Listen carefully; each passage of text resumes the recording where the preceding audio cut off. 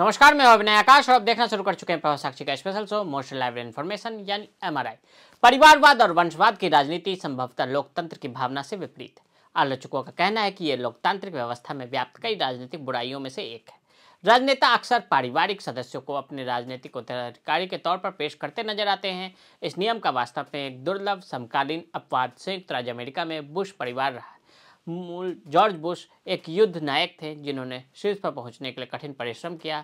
वरिष्ठ Bush central intelligence agency के निदेशक थे और उपराष्ट्रपति बनने और फिर राष्ट्रपति चुने जाने से पहले उन्होंने कई प्रमुख पदों पर काम किया। इतिहास में उन्हें ऐसे व्यक्ति के रूप में जाना जाता है जिसने सद्दाम हुसैन को मध्य पूर्व के आधे हिस्से पर कब्जा करने से सफलतापूर्वक रोका था।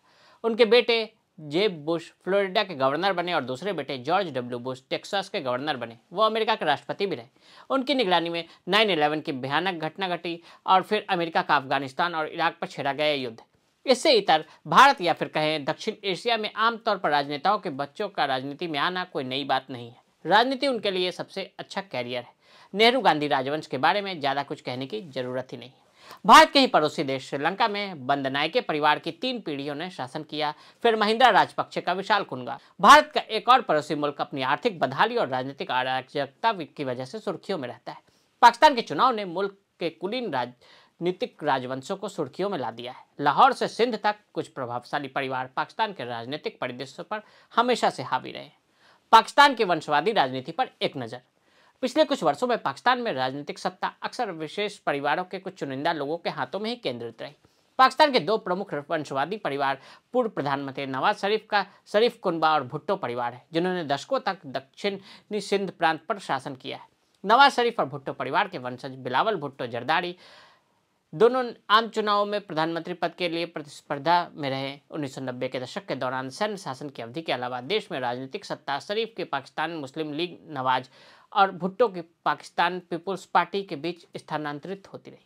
2018 में ही क्रिकेटर से नेता बने इमरान खान 2022 में अविश्वास मत से बाहर होने से पहले सत्ता में आए थे। हालांकि अरब न्यूज की रिपोर्ट के अनुसार कनाडा में फ्रेजर वैली विश्वविद्यालय के समाजशास्त्री डॉक्टर हसन जावेद के शोध के अनुसार पंजाब में 2018 के चुनाव में खान के 80% जीतने वाले उम्मीदवार वंशवादी परिवारों से थे। खान फिलहाल जेल में हैं और इन चुनावों में लड़ने के लिए प्रतिबंधित हैं।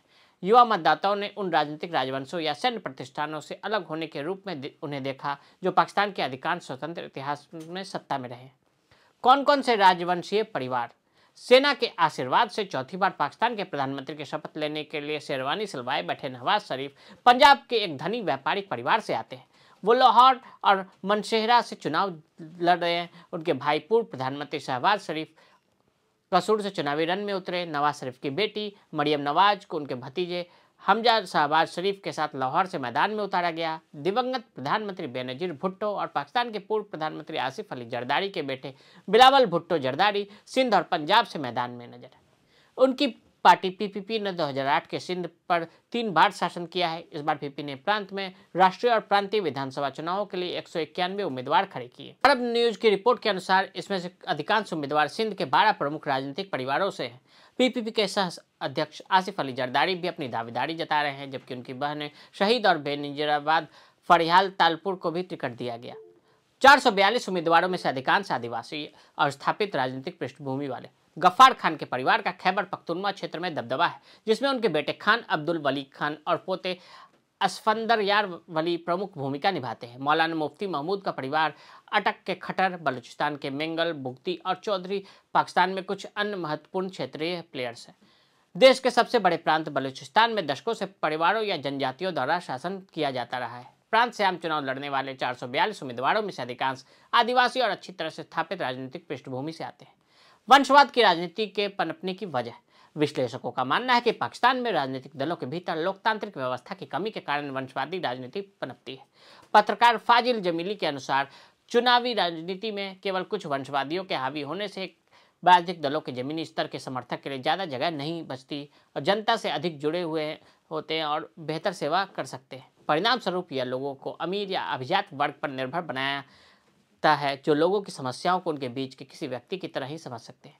पत्रकार और राजनीतिक विश्लेषक शाहजेब जिलानी ने अरब न्यूज़ से बात करते हुए कहा कि वंशवादी राजनीति दक्षिण एशिया के अधिकांश हिस्सों में मौजूद है। यह पाकिस्तान में भी सच है। सिंध में यह अधिक सच लगता है क्योंकि पिछले 15 वर्षों से प्रांत को एक ही पार्टी चला रही है। उन्होंने कहा कि पाकिस्तान में लोकतांत्रिक संस्कृति की कमी के कारण राजनीतिक दल निर्वाचित लोगों पर निर्भर रहते हैं। पाकिस्तान की सेना की भूमिका भी बड़ी है। डॉक्टर जावेद ने अरब न्यूज़ से बात करते हुए कहा कि पाकिस्तान समाज से वंशवादी राजनीति को खत्म करने के लिए प्रतिष्ठान का राजनीतिक हस्तक्षेप समाप्त होना चाहिए। न केवल बलूचिस्तान के आदिवासी समाज में बल्कि सिंध और पंजाब प्रांतों में भी लोगों पर शासन करने वाले राजनीतिक राजवंश समुदाय और जातीय आधारित राजनीति पर आधारित है।